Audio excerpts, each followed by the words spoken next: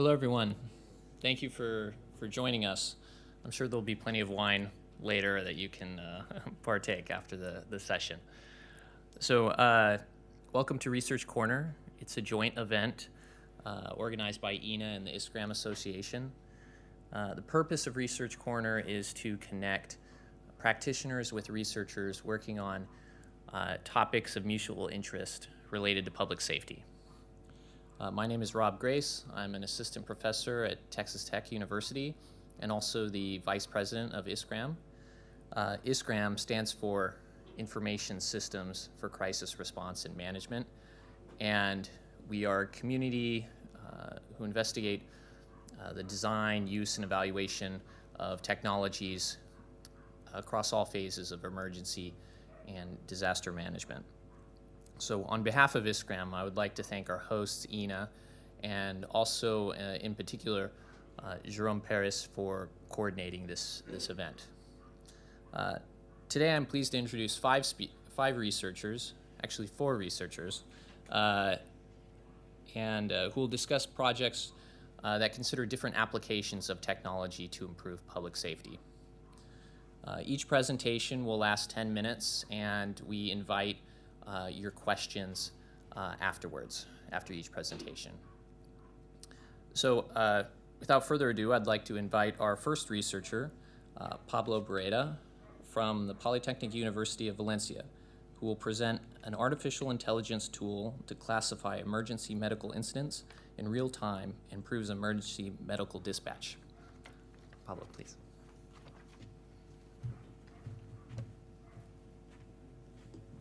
To move the slides? Okay. Okay. The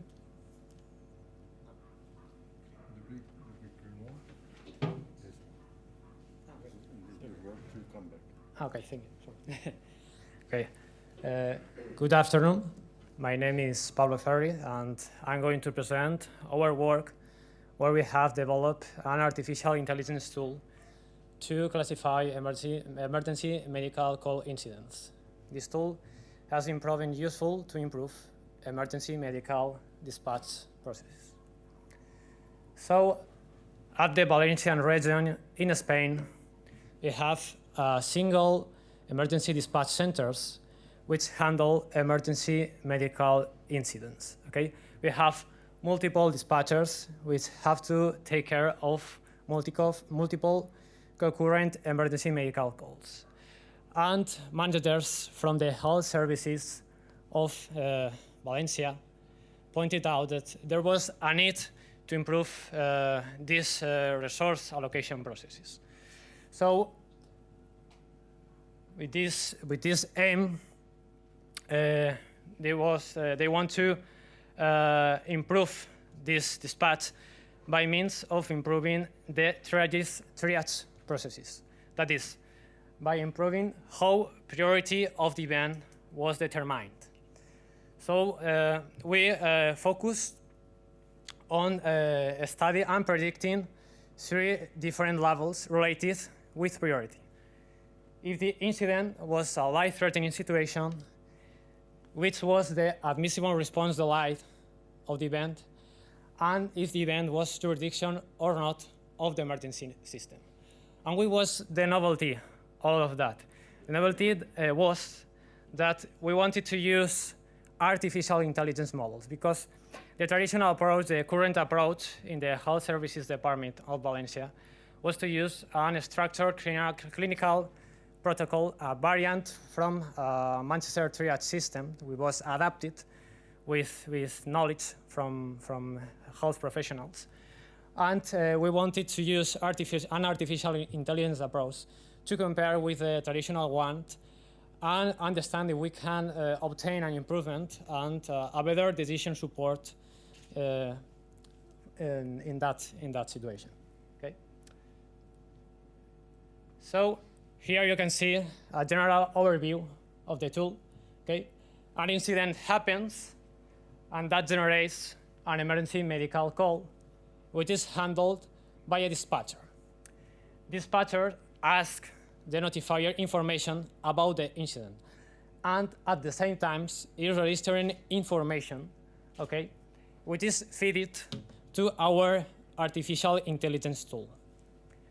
Our artificial intelligence tool gives back decision support in terms on which is the optimal decision in terms of life-threatening, which is the life-threatening is, sorry, if the event implies a life-threatening situation, which is the admissible response delay, and if it's or not jurisdiction of the emergency system. Okay, so we have more detail about what type of input data is registered. We have demographic data, sex, age. We have circumstantial data, okay? We have the clinical triage algorithm variables. We have a total of 73 clinical variables. But we also have free text observation, which are written by the dispatcher. And they keep information about things that cannot be modeled in a structured manner, that cannot be represented in a way that is close, okay? So that is fed to our the model we have developed, which is a deep multitask modular learning model. Okay? This model is integrated by multi-layer perceptron modules. It's integrated also by bidirectional long short-term memory units and by bidirectional encoding representation from transformed units. Each module tackles a different challenge. That is a different kind of input data and is specialized in its task. At the end, they are predicted the three levels: the life-threatening level, the response delay level, and the jurisdiction level. And here you can see the comparison of the in-house triage protocol of the Valencian region and the developed artificial intelligence tool for each one of the three interest levels. As you can see, in terms of accuracy, for the three studied levels, there's a huge increase in terms of performance. Hence, we can conclude that our tool highly improves emergency medical dispatch. But not just accuracy, because sometimes in some contexts, accuracy can be misleading. If we evaluate other metrics like recall and precision, we also see that these metrics are also improved. The recall was really high, was not bad by the protocol, but the precision is highly improved by this algorithm we have developed. Okay. So, and now I'm going to show you a demo. Can I have a keyboard? Okay, a keyboard to write. I need to write. So here's the prototype of the graphical user interface to interact with the artificial intelligence tool. It's in Spanish because the data we use was in Spanish. So for now, it's in this language, but we are planning to adapt to more languages. So I'm going to introduce an example where we have an emergency medical incident involving, involving a male. It does not work. Seems. Okay, thank you. It's a male which is 79 years old, okay? And he's a cardiopath. Okay.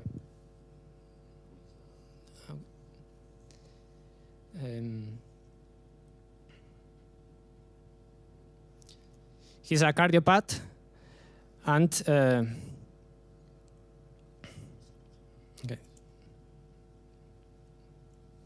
Okay, can you? Thank you. And we also, he has no prior trauma, and he has lost consciousness. And could you move? And we also write this this way, we said that he has chest pain and that it seems a heart attack.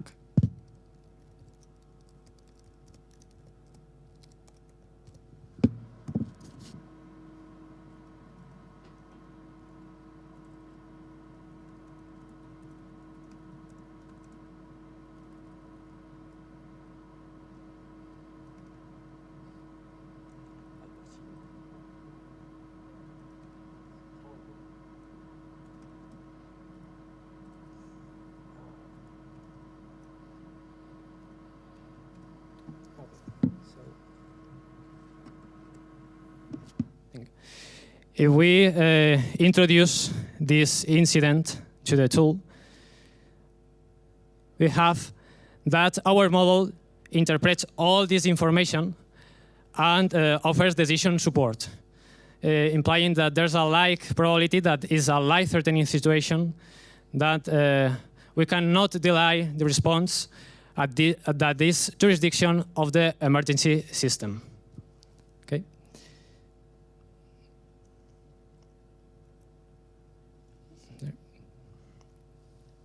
Just some text. But we can also use this model with just this data or just with partial information. Okay, for example, if we just write the same information, but not the clinical variables or the demographic data, our model is still able to offer predictions because it's able to understand what the dispatcher is writing in the free text fields.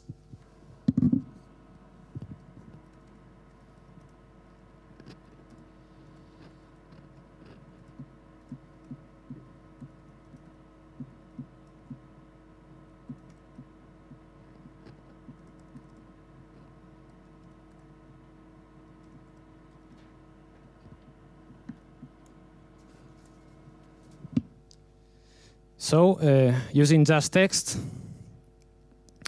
we will make the prediction and we will get the same result as expected. Okay? And a last case, just the last case.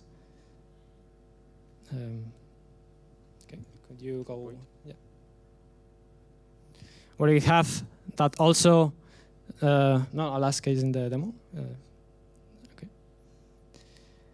In the text below. Yeah. Okay, thank you. Where we have also chest pains, but it seems an anxiety crisis, okay?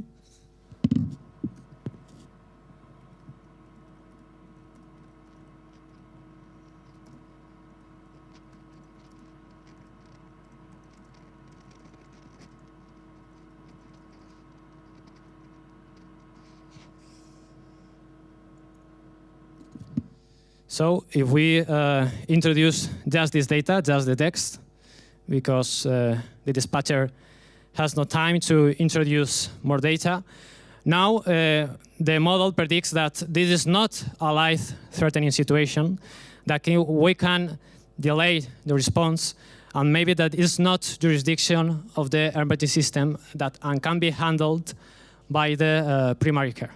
Okay. And sorry for the interruptions. Can you go back to the presentation? Thank you.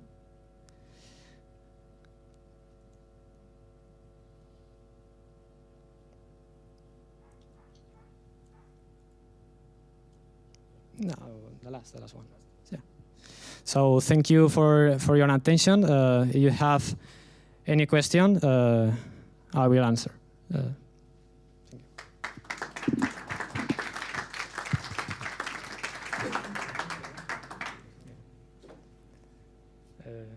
Does anybody has a question?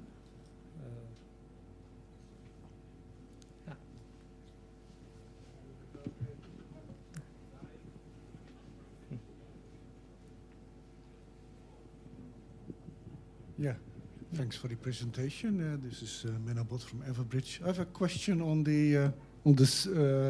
Does this solution, which appears to be dealing with life and death, also explain why it's made its decisions?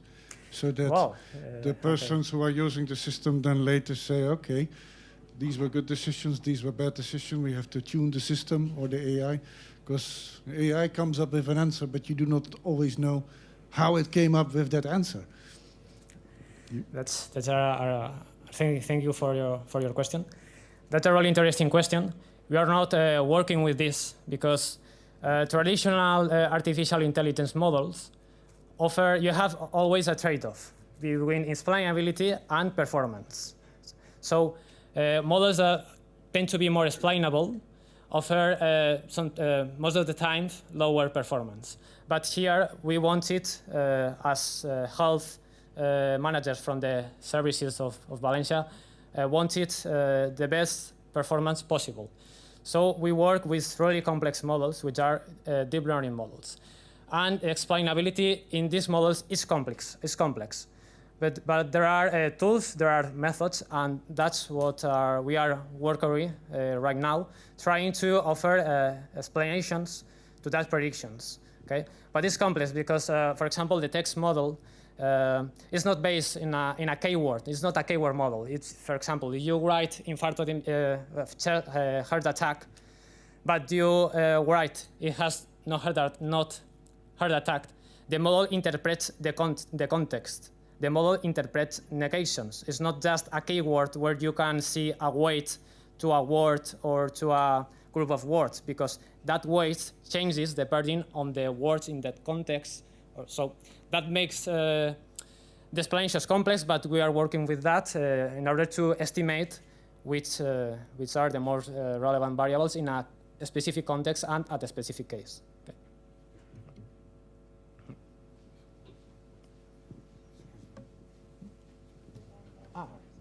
Okay. One question, two questions.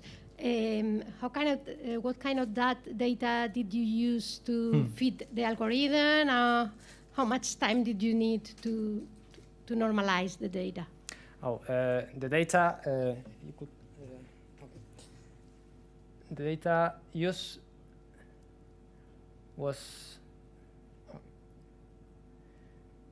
this data. We use demographic data comprising sex, age data, circumstantial data regarding previous patient illnesses, the date, okay, and clinical data comprising if he has prior trauma, if it's bleeding, all this type of clinical data, which all the red and the green are structured variables, are closed variables, and the last data was free text. It's the same data that you have seen in the demo and that you have seen here. It was a really huge database. It took various months to clean the database, and it was really a challenging task. Okay. I think that. Oh, thank you.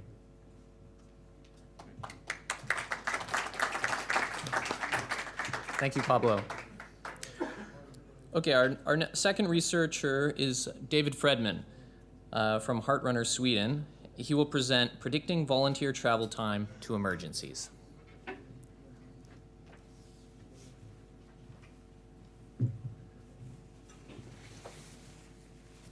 Thank you very much. Thanks for the invitation. And in this case, I'm not the researcher, I'm the data provider, and I have the opportunity to present on a topic that's close to me, but all the hard work is done by excellent researchers at the Linköping University, the Center for Advanced Research in Emergency Response. Conflict of interest, I'm one of the co-founders, and also I work at the Heartrunner, which is a system for alerting volunteers in cardiac arrest.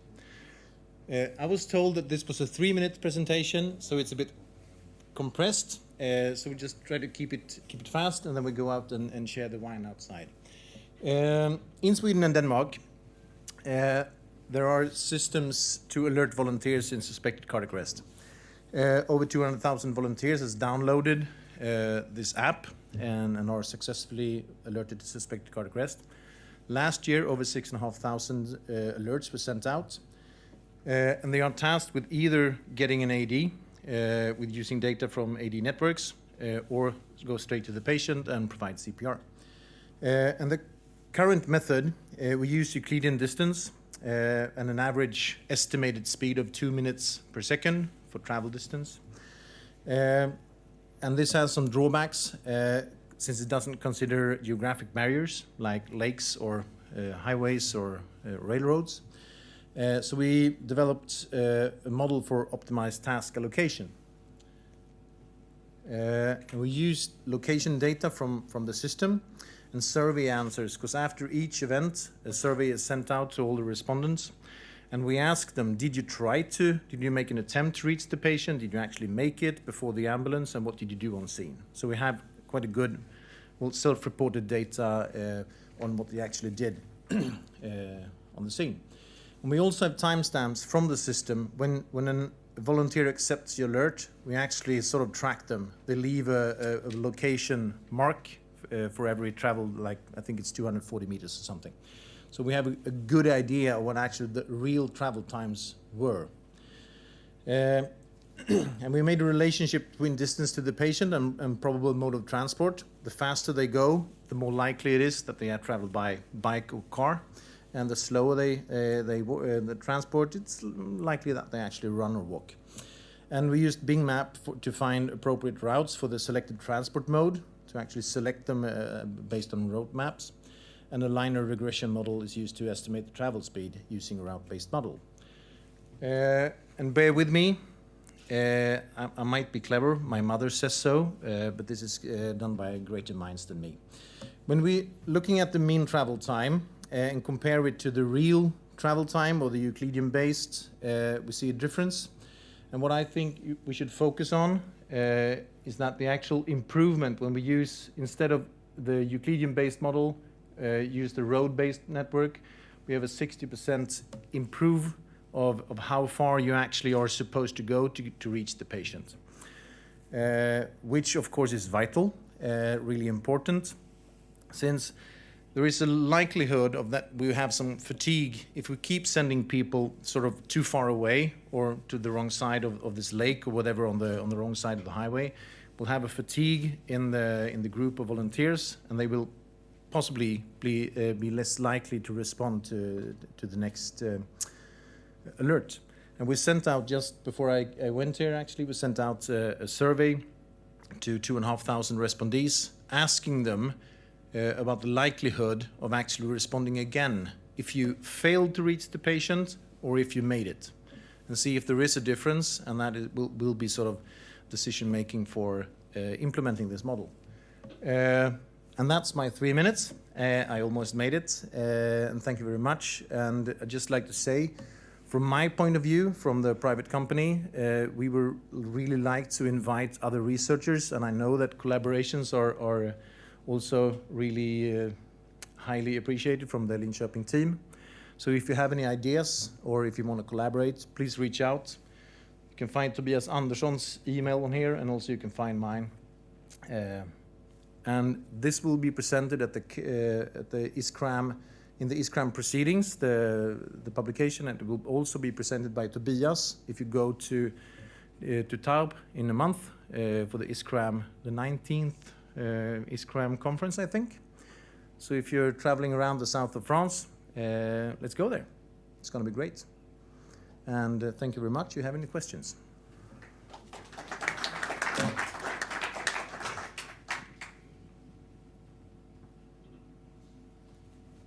Yeah. I have an initial question, because this is an area that I don't understand well. But this morning's presentation about the president of EENA mentioned the AEDs and how locating them is a challenge. Yeah. How do you locate the AEDs for the application?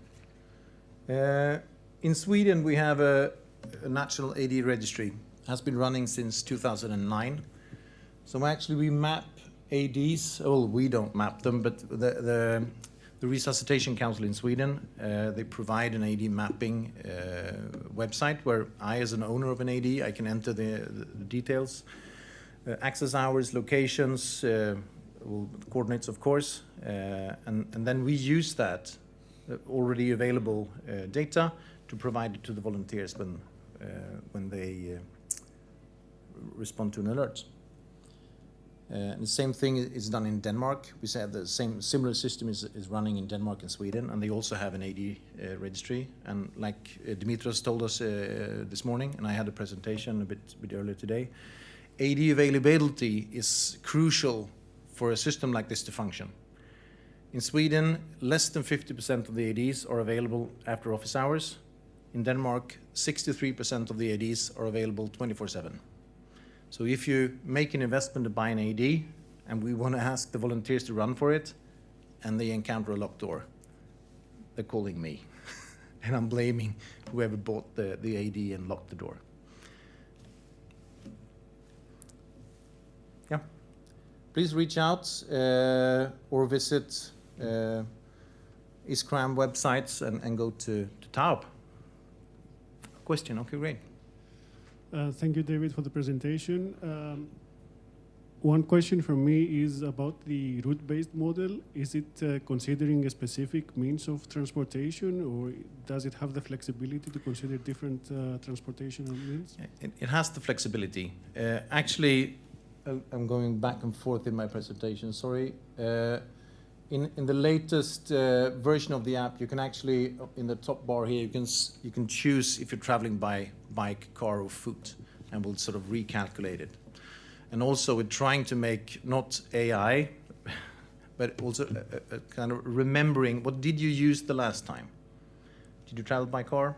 We suggest it, and you can deselect it again, and try to make also the calculations beforehand, so we can serve you the most likely suggested route that we think you will take based on what you did the last time or where you're located. Yeah. Thank you very much. Enjoy the rest of the conference.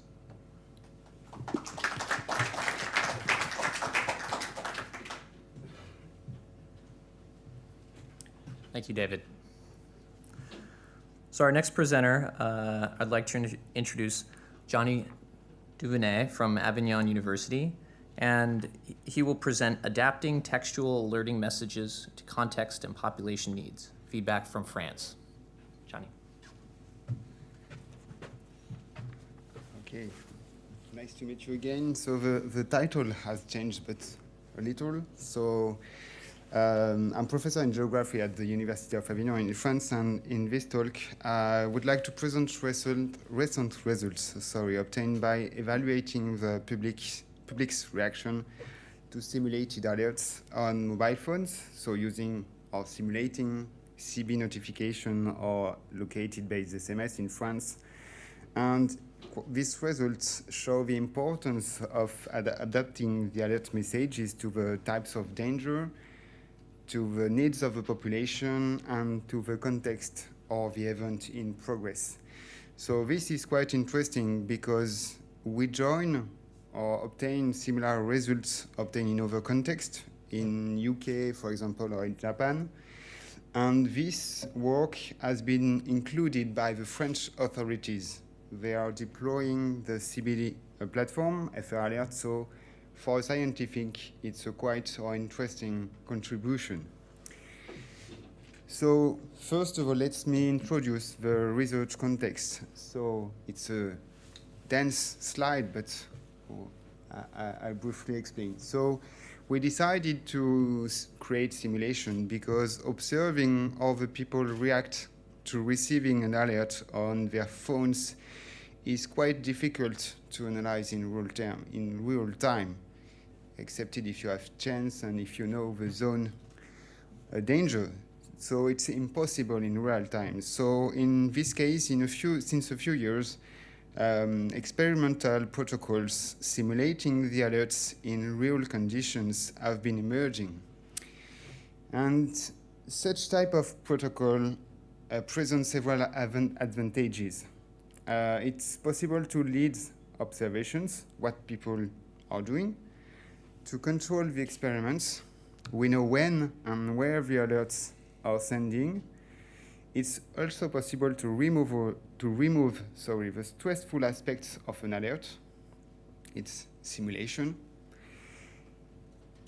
We also respect legacy, compliance. So we respect the ethical and deontological rules of experimental research. It's not possible to do everything. And we decided to test and to simulate the alert notifications in 3 different contexts.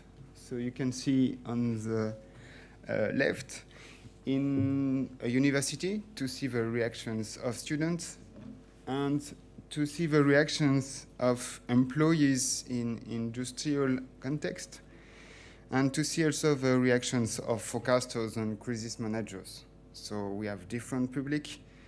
We cannot do everything, but it was a first experimentation. So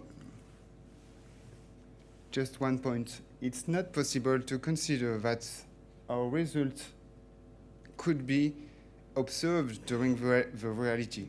Okay, we are simulating alert. So we consider that people will react or will not react in the same conditions in real time. Okay, when you receive a simulated alert, it's not the same thing if we receive a real alert. So we applied this simulated alerts in these different contexts, okay? Students, employees, and crisis managers. And we send alerts simulating a fire, an intrusion, and an earthquake to test the different influence and the influence of a different nature of event.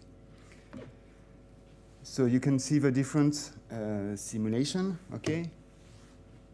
Fire, intrusion, earthquake. In French, or in France, okay, we also test the influence of the language in the reception of the message. And we obtain 148 response according to the site and according to the different notifications.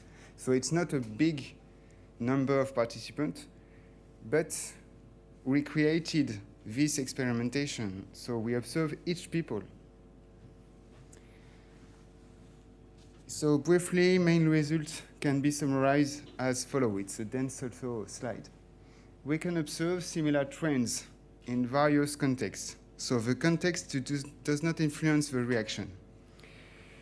So on one hand, participants prefer longer, short SMS. Participants prefer longer SMS in case of fire, but lengthening the content of a message leads to more rereadings. So a short message is clearly understood. If you more longer of a message, more time to reflection is required by the participant. So if you want to send a long message, it's not a good solution. Prefer to send different SMS, different short SMS. So this is interesting because we observe this result independently of the context. Students, employees give the same results. Another thing is important for the spatial information in green in the slide. When you send not clear information, the participant does not appreciate the content of the message. So you need to be short and you need to be clear about the location. If you use official names of the buildings, for example, it's not clear by the public who do not know where they are. So you need to find the most understood name for the participant, okay? Not official names. So this is quite interesting for us, and this year we will deploy different experimentation with the official solution FR Alert in different contexts. So the first experimentation will be carried out in 3 weeks, not so far from here, near Marseille. And we also plan different experimentation during the month of June. So finally, just to conclude in this work, in a few slides, it's not easy. So we observe and we design. We can design an ideal message. It's on the left of the slide. Okay, I just explained this just a few minutes before. You have to take into account the sound, the alert insurers, the type of danger, the instructions people have to apply, and do not forget to add a link, an URL link to authenticate the sender of a message. But this message can never speak to the great majority. So we have first initial hypothesis. Two of them are validated, even if the number of participants is not really important. The nature of the event influences the form and understanding of the CB or SMS messages. And third, the reception of a CB message level 1 with the sound does not induce the same reactions. It's intrusive and pleasant for students, but not for employees in industrial context. However, it's surprising for us because previous scientific studies show that age and previous experience of the alert play a key role. For us, statistically, the age and the previous experience does not play a key role in the expectation of messages. So we do not know if it's a French particularity or not. Okay? Thank you for your attention. If you have any question, I can answer to it. Yeah.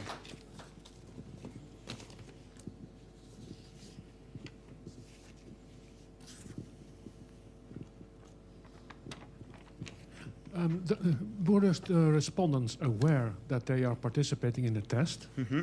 So that means that they will never panic. Whatever they read, they will not panic. They will take the time to read everything. Yeah. Does that affect the outcome? It was a major discussion with a scientific point of view. We need to inform participants that they will receive an alert message.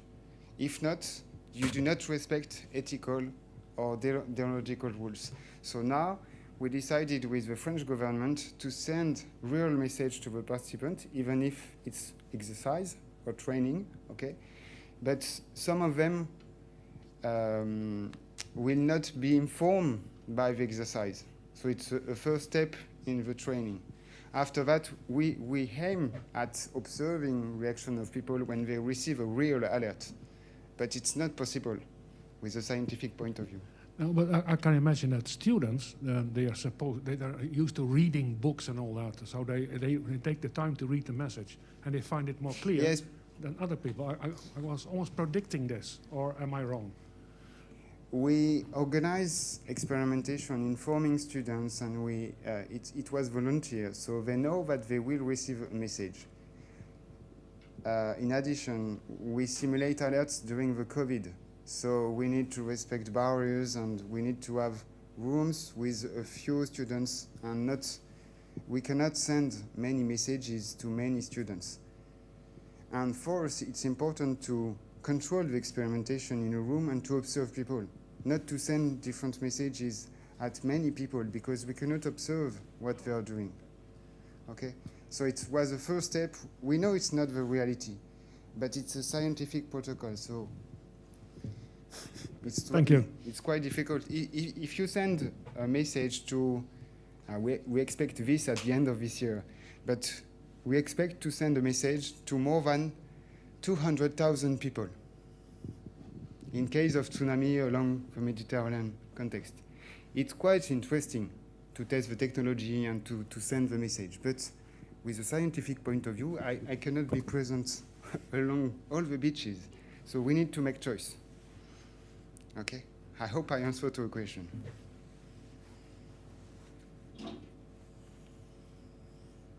Thank you. Yes. Can you speak to, did you examine information seeking after someone receives a message, or do you have plans to, what's the role of information seeking in Yeah, the message sure, right. reception? Thank you for your question. I forgot to give an information. We test long or short SMS with the same type of danger. So we test different information in the message. So we make choice because we need to have agreement of authorities to test this. But we work with authorities on the content of message of the place of information. And one example, the instructions, the safety guidelines, we observe that participants need to have simplified rules, and they need to be hierarchized or prioritized. Okay, so this is interesting, and the French government decided to take into account this scientific result. So for us, it's important. Okay, thank you.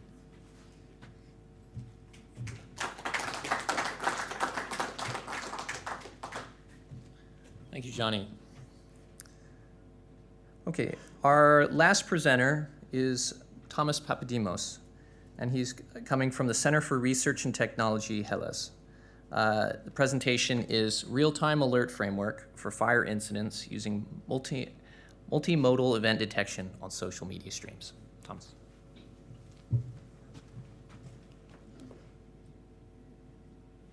Which one?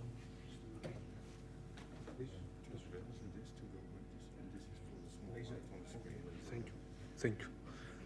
Good afternoon, everyone. I'm Thomas Papadimos, and today I will talk to you about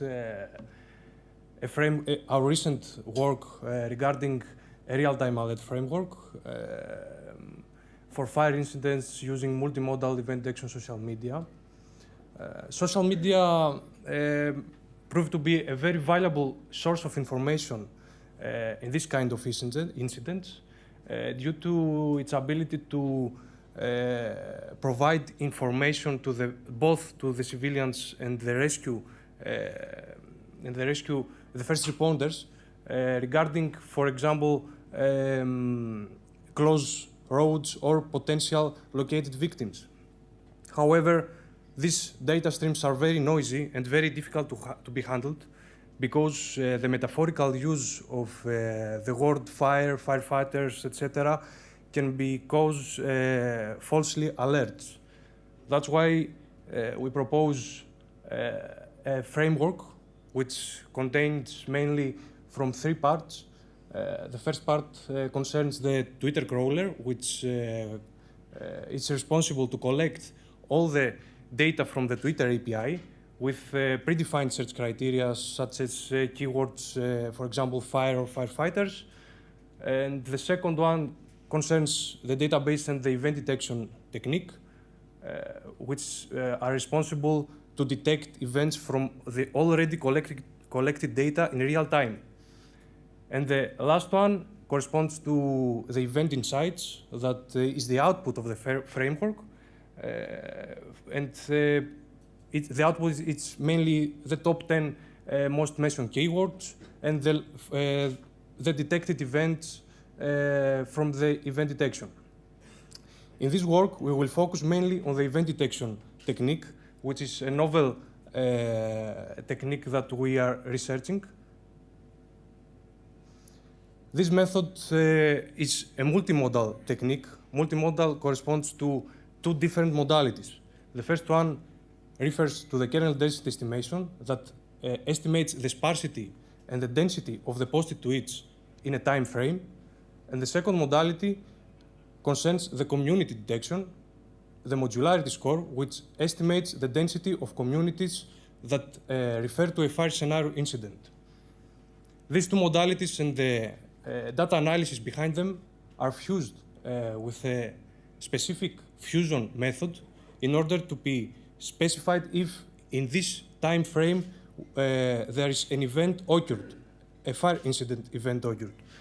And I will move forward fast to some examples in order to make more simple how this method works.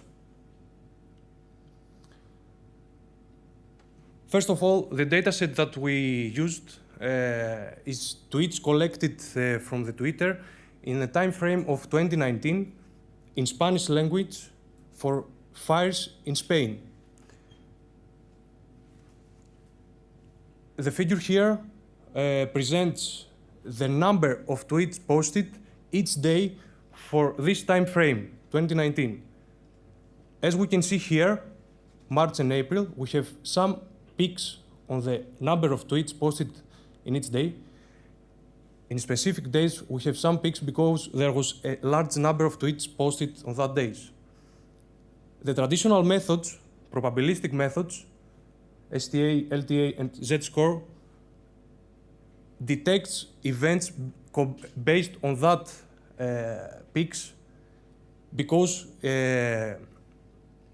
this method detects events on the assumption that the occurrence of a real event will lead to a higher activity on the social media.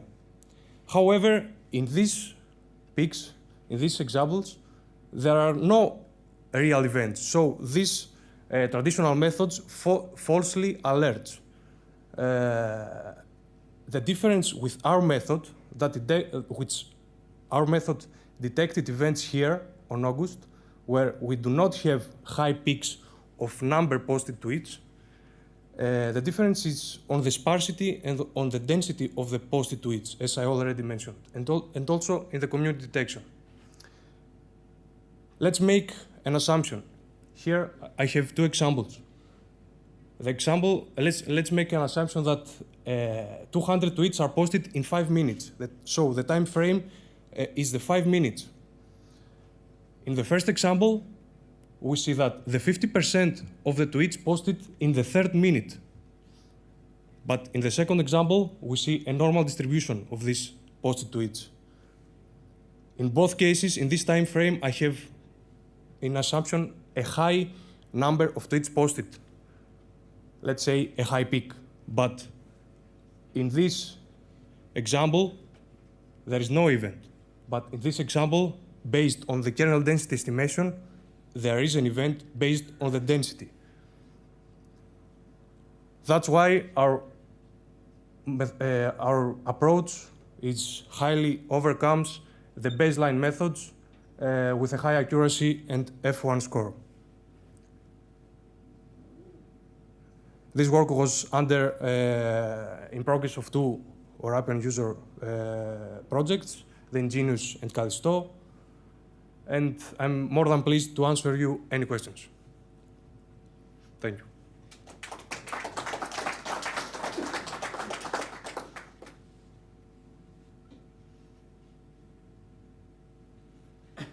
I think you are the first. Sorry. You mentioned that you were, or maybe I misunderstood it. If you're using a word like fire or firefighters, could be used in anything else, other situations? For collecting the tweets? Yeah, yeah. Yes, yes. I dropped a new album, I'm on fire. There's not a fire burning, but I feel like I'm doing a great job. How is it possible to differentiate between sort of fire incidents and the use of the word?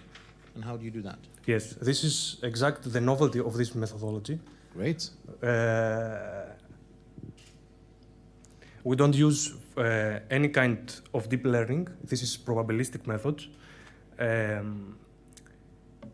With the combining of the high peak and the density of the posted tweets and the community detection method, we investigated some patterns on this time series that in these patterns a fire event occurred and no another false alert occurred.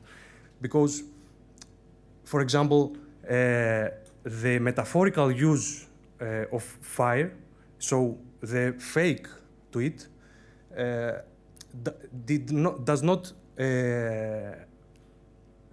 it is not in a community, but when a fire occurred, there are many communities with a high dense, because I post fire here, and I tag the firefighters, for example, and everyone tags the other, and there is a community.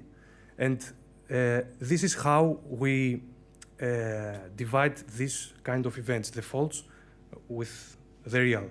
You're not using geolocation of the tweets, you're using sort of hashtags or tagging. Exactly, yes. In this method, we do not use geolocation.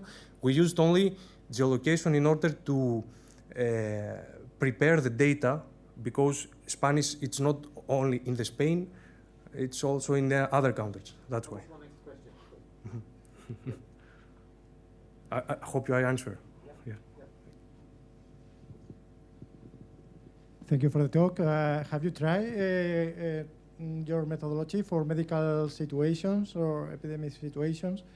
If not, do you see that it's possible to apply this? Instead of fires? Yeah. No, this method, the first attempt was in this dataset about fires. And at the moment we are more than interested to test it in other datasets, in other topics, for example, earthquakes or anything else.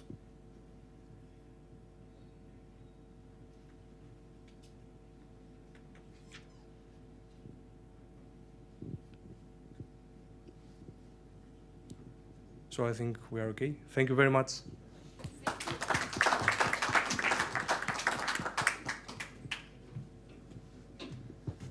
Thank you, Thomas.